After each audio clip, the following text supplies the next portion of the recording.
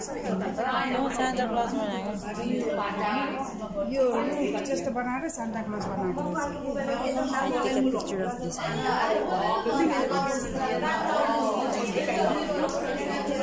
के हालेर बनाएको पानीमा बढी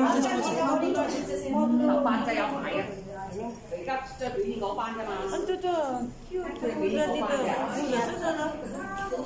बुढियालाई ऊ बनाइदिए जस्तो छ त है रुवा रुवा सबै